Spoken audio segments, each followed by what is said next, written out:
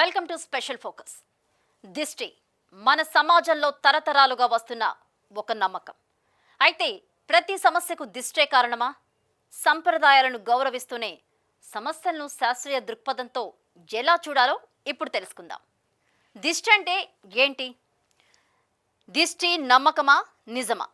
Yes, అసలు దిష్టి అంటే ఏంటి? దాన్ని నమ్మాలా, లేకపోతే దీన్ని నిజమని అనుకోవాలా? కొంతమంది నమ్మేస్తుంటారు. ఇవాళ నేను కొత్త డ్రెస్ వేసుకున్నాను, నాకు ఏదో నలతగా ఉంది, దిష్టి తగిలిందేమో అని అంటుంటుంటారు చాలామంది.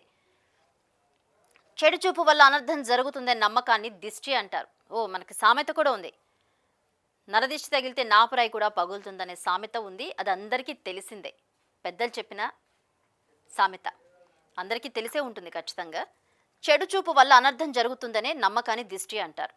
అలాగే పిల్లలు, కుటుంబం, ఇల్లు, వ్యాపారంపై దిష్టి పడుతుందని చాలామంది విశ్వసిస్తారు. ఎస్, చెడు చూపు వల్ల నాకు దిష్టి తగిలింది, ఇంత సమస్యలు వస్తున్నాయి, చెడు చూపు వల్లే నాకు సమస్యలు వస్తున్నాయి, అందుకే నేను ఎదగలేకపోతున్నా, ఎదుగుదలలో కూడా లోపం వస్తుంది అని భావించే వాళ్ళు చాలామంది ఉన్నారు. పిల్లలు, కుటుంబం, ఇల్లు, వ్యాపారంపై దీని ప్రభావం ఉంటుంది. అమ్మో, మన బంధువర్గంలో కూడా దిష్టి తగులుతుంది, మనం ఈ విషయం ఎవరికి చెప్పకూడదు. ఒక వస్తువు కొనుక్కున్నా, ఒక టీవీ కొనుక్కున్నా, ఒక ఆస్తి కొనుక్కున్నా, ఒక కారు కొనుక్కున్నా, ఇవన్నీ మనకు సమస్యలు వస్తున్నాయి, దిష్టి తగులుతుంది మన ఫ్యామిలీకి, అందుకే వ్యాపారంలో నష్టాలు, పిల్లల్లో నలత, ఇవన్నీ ఉంటున్నాయని చెప్పి చాలా సందర్భాల్లో మనం అందరం అనుకుంటూనే ఉంటాం. సహజం, ఇలా అనుకోవడం కూడా ఫస్ట్ సహజం అన్నమాట. ఇది తరతరాలుగా వస్తున్న సామాజిక విశ్వాసం. దిష్టికి శాస్త్రీయ ఆధారాలు లేవని నిపుణులు చెప్తున్నారు. ఇది తరతరాలుగా వస్తున్న సామాజిక విశ్వాసం అనే చెప్పాలి. ఇది దిష్టికి శాస్త్రీయ ఆధారాలు లేవని నిపుణులు చెప్తున్నారు. నిపుణులు దీనికి ఆధారాలు లేవని చెప్తున్నారు. దిష్టికి సంబంధించి సంప్రదాయంలో భాగమైన ఆచారాలు, మన సంప్రదాయంలో భాగమైన ఆచారాలు మీ అందరికీ తెలిసే ఉంటాయి, కొత్తగా చెప్పాల్సింది ఏం లేదు, తెలిసే ఉంటాయి ఖచ్చితంగా. చిన్నపిల్లలకు నల్ల చొక్క పెట్టడం, కొత్త వాహనాలకు నిమ్మకాయలు కట్టడం, చిన్నపిల్లలకు దిష్టి తగలకుండా అమ్మలు ఏం చేస్తుంటారు, వారికాల్లో చుక్క పెడుతుంటారు, బుగ్గన చుక్క పెడుతుంటారు, కొంతమందికి 4 వైపులా పెడుతుంటారు, చెవి దగ్గర పెడుతుంటారు దిష్టి చుక్క, దిష్టి తగలకుండా దారం కడతారు, నల్ల దారం కూడా. అవన్నీ చేస్తూ ఉంటారన్నమాట.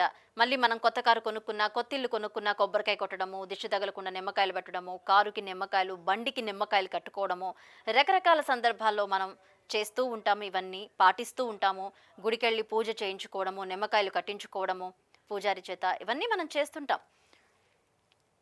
ఇంటి ముందు గుమ్మడికాయ పగలగొట్టడం, ఉప్పు మిరపకాయలతో దిష్టి తీయడం, ఇవి సంప్రదాయ ఆచారాలు, అందరూ పాటించేవే ఖచ్చితంగా. అర్ధరాత్రి పూట పసిపిల్లలకు బాగోకపోతే ఎర్ర నిమ్మకాయలతో కాకపోవచ్చు, అలాగే ఎండు మిరపకాయలతో దిష్టి తీయడము చేస్తూ ఉంటారు.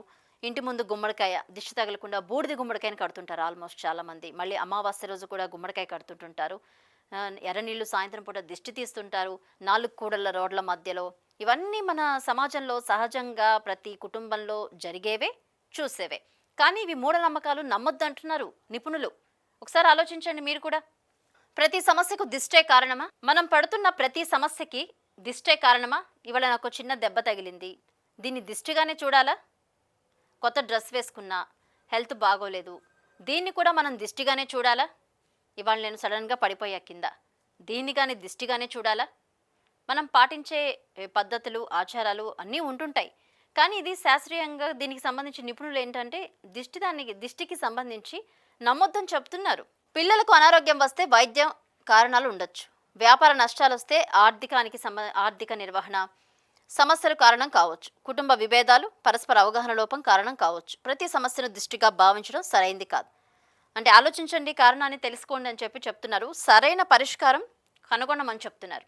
ఇప్పుడు ఒక కొత్త జంట మంచిగా టూర్ వెళ్ళారు, హ్యాపీగా అందరికీ చెప్పేసుకున్నారు, నేను టూర్ వెళ్తున్నాను, హ్యాపీగా ఫ్లైట్లో వెళ్తున్నాను అని చెప్పేసుకుంటున్నా. టూర్ వెళ్ళి వచ్చిన తర్వాత సడన్గా నలతగా ఉండి బాగోలేదనుకోండి, దిష్టి తగిలింది అంటారు. దిష్టి తగిలింది, నరదిష్టికి నాపరాయి కూడా పగులుతుందని అంటుంటారు కదా పెద్దలు. అందుకే దిష్టి తగిలింది మాకు, అందుకే ఈ సమస్య వచ్చింది, వ్యాపారంలో ఇంత బాగా జరుగుతుంది. సడన్గా ఒక్కసారిగా డీలా పడింది అనుకోండి, దానికి ఏం చెప్తారు? వ్యాపారంలో నష్టం వచ్చింది కదా, దిష్టి, ఏడుపు తగిలింది, వీళ్ళ ఏడుపు తగులుతుంది, వీళ్ళ దిష్టి తగులుతుంది మనకి అనుకుంటూ ఉంటుంటారు. అలాగే పిల్లలకి హెల్త్ బాగాలేదు, పాప చక్కగా ఉంది అని చెప్పి ఎవరైనా పొగిడినా కూడా పాపకు సడన్గా ఏదైనా నలతగా ఉంటే అది కూడా దిష్టి అనే చెప్తుంటారు. కామన్ ఇట్లా అనుకోవడం. దిష్టి పేరుతో మోసాలు, భయాన్ని ఆసరాగా చేసుకునే మోసగాళ్ళు. ఎస్, దిష్టి పేరుతో మోసం చేసే మోసగాళ్ళు కూడా ఉన్నారు. జాగ్రత్త మీరందరూ. దిష్టి తీస్తామంటూ డబ్బులు వసూలు చేసిన ఘటనలు చాలా ఉన్నాయి. అలాగే భయంతో అమాయకులను మోసపోయే ప్రమాదం ఉంది. వైద్య చికిత్స సరైన సలహాలను నిర్లక్ష్యం చేస్తే అవకాశం ఉంది. మూఢనమ్మకాలతో ఆర్థిక మానసిక నష్టం.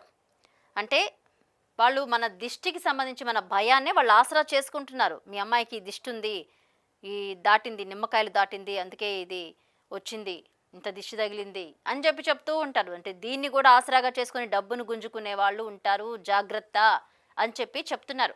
మన భయాన్ని వాళ్ళు క్యాష్ చేసుకుంటున్నారు. ఈ పాయింట్ క్యాచ్ చేయండి ఫస్ట్ మీరు. సహజమైన పరిష్కారం ఇదే. ఎస్, నిజమైన పరిష్కారం ఇదే.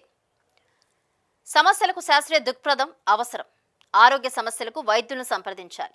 ఆర్థిక సమస్యలకు సరైన ప్రణాళిక అవసరం. ఆరోగ్య సమస్యలు వస్తే మనం ఎవరిని సంప్రదించాలి? వైద్యుల్ని సంప్రదించాలి. ఆర్థిక సమస్యలు వస్తే మన ప్రణాళిక ఏంటనేది ఫస్ట్ చూసుకోవాలి.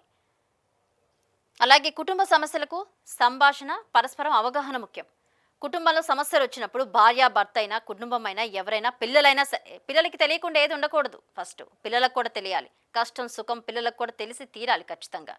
ఆ, వచ్చి కూర్చున్నప్పుడు ఆ సమస్య గురించి మాట్లాడుకుంటే, ఓహో ఇలా జరుగుతుందా, ఇలా జరగాలి, ఒక ప్రణాళికగా వెళ్ళాలని చెప్పి తెలుసుకోవచ్చు.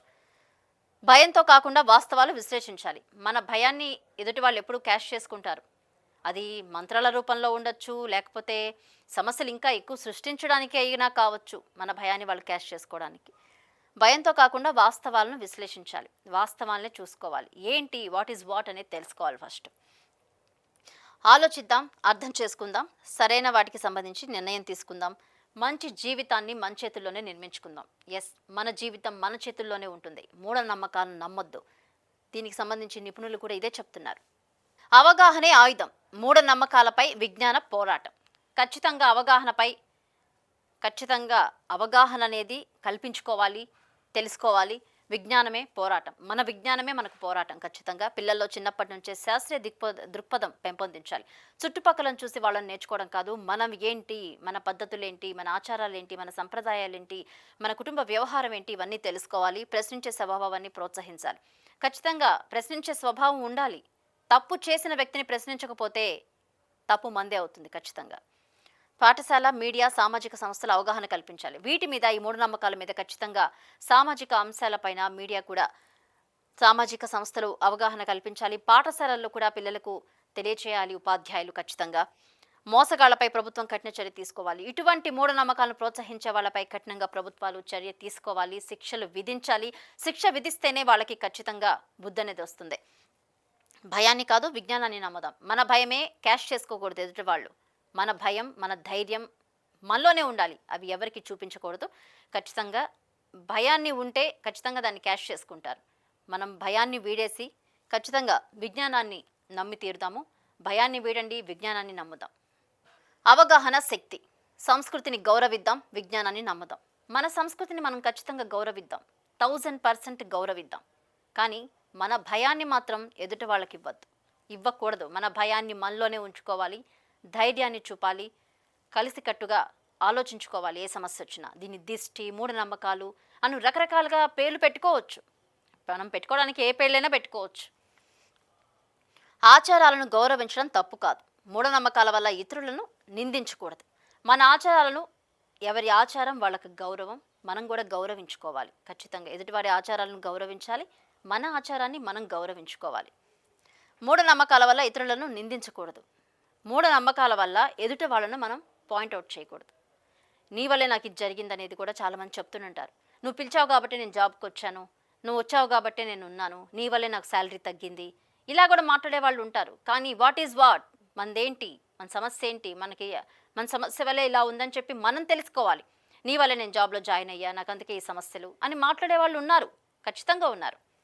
భయాన్ని కాదు, జ్ఞానం, అవగాహనను నమ్మాలి. శాస్త్రీయ ఆలోచనతోనే సమాజం అభివృద్ధి చెందుతుంది. ఎస్, శాస్త్రీయ ఆలోచనతోనే సమాజం, కుటుంబం అభివృద్ధి చెందుతుంది. కుటుంబం అభివృద్ధి చెందితే సమాజం అభివృద్ధి చెందుతుంది. చుట్టుపక్కల గ్రామాలు, పట్టణాలు అభివృద్ధి చెందుతాయి. ఈ పాయింట్ని ఖచ్చితంగా ప్రజలు ఆలోచించాలి, అర్థం చేసుకోవాలి కూడా. చూస్తున్నారుగా, అవగాహన అనేది చాలా గొప్పది. అది తల్లిదండ్రుల నుంచి అవగాహన ఇవ్వచ్చు, ఉపాధ్యాయుల నుంచి అవగాహన ఇవ్వచ్చు, లేదా కొంతమంది వ్యక్తుల నుంచి అవగాహన రావచ్చు. ఏదైనా సరే ఒక ఆలోచన దృక్పథంతో ఆలోచించాలి. ఆలోచించి ఈ మూఢనమ్మకాల్ని పక్కన పెట్టండి.